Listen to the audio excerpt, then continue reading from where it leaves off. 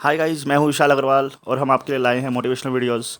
और हमारे वीडियोस का एक ही मकसद है कि हम हमारे वीडियोस के थ्रू लोगों को इंक्रीज़ कर सकें। हमारा पहला टॉपिक है पर्सनालिटी डेवलपमेंट। जैसे लोग कहते हैं first impression is last impression.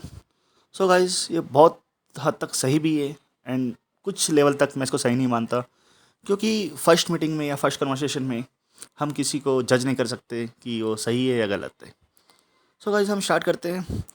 First impression हम किसी के पास जाते हैं, कहीं भी इंटरव्यू में जाते हैं, किसी रिलेटिव्स के पास जाते हैं, कोई पार्टी में जाते हैं या फिर कोई डेट पे जाते हैं, तो सबसे पहले हमारे बारे में कोई भी कैसे जज करेगा। सबसे पहला पॉइंट होता है हमारे आउटफिट्स। हमने क्या ड्रेसिंग की हुई है। अगर हमारी ड्रेसिंग अच्छी है तो ऑब्वियसली हमारा इंप्रेशन अच्छा होगा ही। ड्रेसिंग्स में ये नहीं कि आप ब्रांडेड कपड़े ही पहनो या कुछ भी आप उल्टा सीधा उठा के पहनो, नहीं। आपके ऊपर जो सूट करता है, आपके आपने कैसे कैरी किया है, आपने क्या पहना है, आपके कपड़े ज़्यादा टाइट तो नहीं है, ज़्यादा लूज़ तो नहीं है, वो मैटर करता है। ये नहीं कि आपने 2000 की शर्ट लेके आए मार्केट से, हाँ ब्रांडेड है, और आपने पहन ली पर आपके ऊपर सूट नहीं कर रही, वो बहुत लूज़ है या बहुत टाइट है, तो वो 2000 रुपये की शर्ट पहनने का कोई मतलब नहीं है। तो हमेशा जब भी आप कपड़े पहनते हो तो ये ध्यान रखो कि आपके ऊपर वो कैसे दिख रहे हैं। और ये आप खुद जज नहीं कर सकते। आप अपने फैमिली मेम्बर से, अपने रिलेटिव से या अपने फ्रेंड से उनसे पूछो कि आप उनको अच्छे लग रहे हो नहीं लग रहे हो। वो कहते हैं ना, कपड़े दूसरों की पसंद से और खाना अपनी पसंद से खाना चाहिए। तो गाइस, ये बहुत मैटर करता है। अपने आउटफिट्स, आपके आउटफिट्स कैसे हैं, आपने शूज़ कैसे पहने हुए हैं, शूज़ पॉलिश है या नहीं है, या फिर उसके बाद बात आती है आपकी नीट, आप कितने नीट हो, कितने क्लीन हो। तो गाइस, नीट एंड क्लीन में क्या होता है, आपके नेल्स कैसे हैं, ठीक तरह से वो कटे हुए हैं या बड़े बड़े हैं बहुत, या फिर आपकी बियर्ड कैसी है, ठीक से शेव है या नहीं है। तो गाइस, ये बहुत मैटर करता है। आप कहीं भी जाओ, चाहे वो पार्टी हो या इंटरव्यू हो या फिर डेट पे हो। एंड सेकंड, उसके बाद गाइस बात आती है बॉडी लैंग्वेज की। बॉडी लैंग्वेज में क्या होता है, सबसे पहला होता है फेस एक्सप्रेशन। वो होता है ना, the human face is extremely expressive, it able to convey countless emotions without saying a word.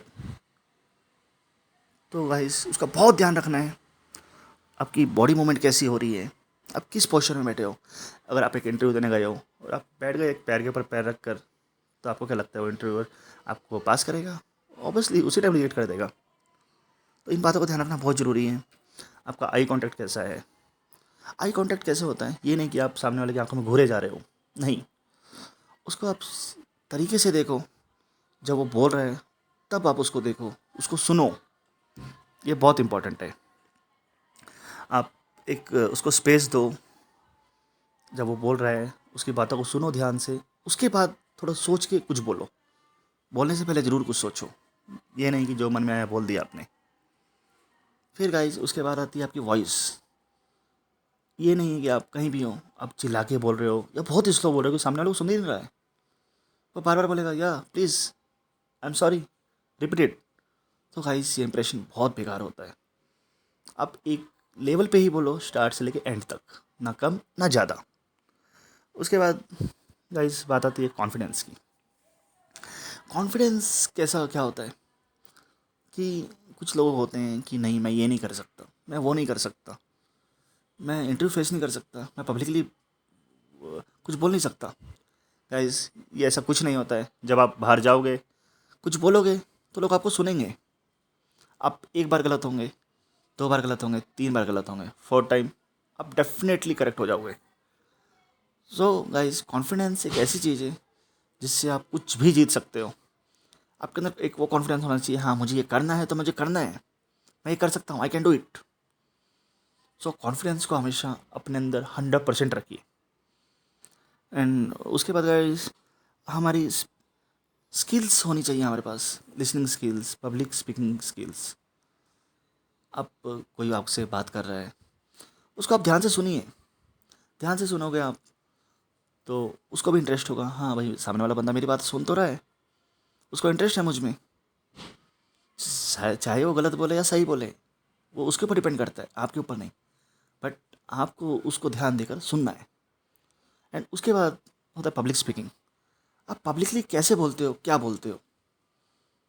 ये नहीं कि आपने कुछ भी उठा के उल्टा सीधा बोल दिया, बिना सर पैर की कोई भी बात बोल दी। नहीं, सोच समझ के बोलिए। आपकी बात में दम होना चाहिए कि सामने वाला आपकी बात को इग्नोर ना कर सके। मेजॉरिटी वाली बात बोलिए आप, तो पब्लिक आपको एक्सेप्ट करेगी। उसके बाद गाइस रिस्पेक्ट। आपके सामने कोई भी आता है, लाइक होता है ना, जैसे हमारे पेरेंट्स हैं, हमारे सीनियर है ऑफिस में, हमारे रिलेटिव्स हैं, तो हम उनको रिस्पेक्ट देते हैं। तो भाई इनको रिस्पेक्ट देना, हाँ, कोई एक्स्ट्रा ऑर्डिनरी चीज़ नहीं है। ऑब्वियसली वो हमसे बड़े हैं, हम उनको रिस्पेक्ट देंगे। हमारे बॉस है, उसको रिस्पेक्ट देंगे। हमारे पेरेंट्स हैं, उनको रिस्पेक्ट देंगे। बट अगर आपको रिस्पेक्ट देनी है तो आपके जो जूनियर्स हैं, आपके जूनियर को रिस्पेक्ट दो। आप आपका जो सिक्योरिटी गार्ड है, आप उनको रिस्पेक्ट दो। तो जब आप उनको रिस्पेक्ट देना स्टार्ट कर दोगे तो आपकी वैल्यू कुछ और ही हो जाएगी, और लोग आपको ज़रूर जज करेंगे।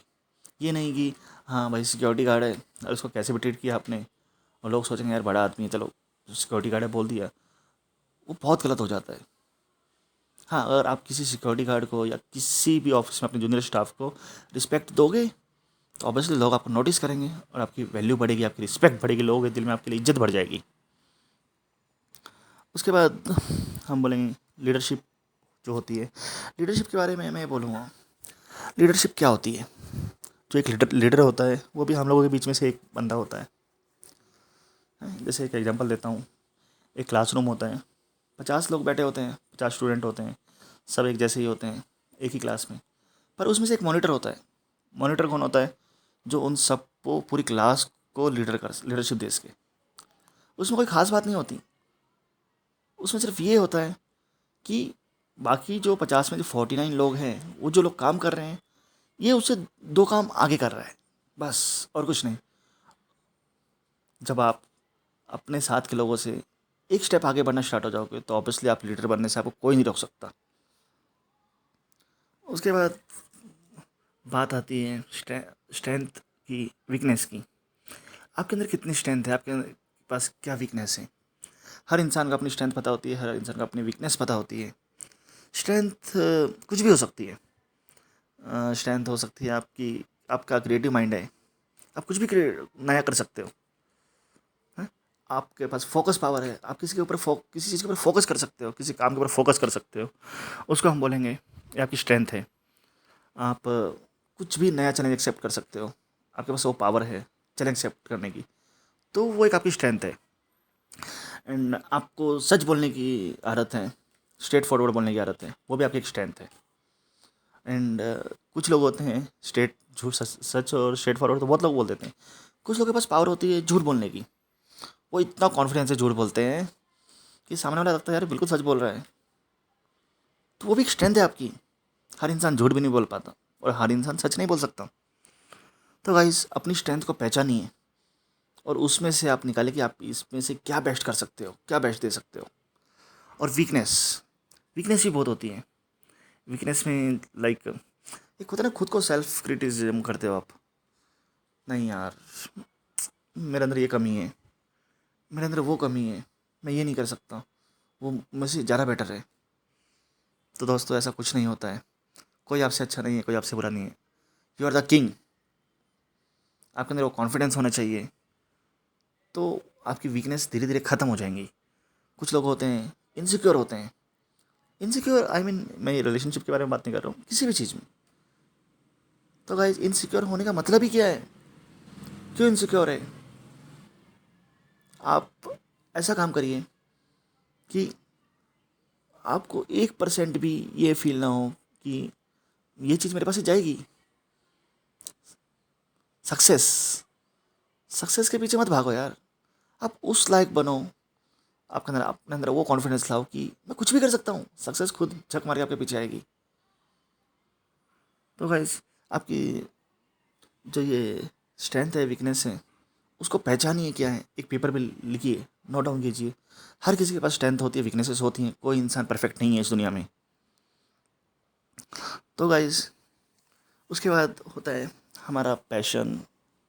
हमको हमारे अंदर क्या पैशन है, हमको क्या करना है, हमारा क्या विजन है, क्या टारगेट है, हमारा क्या गोल है।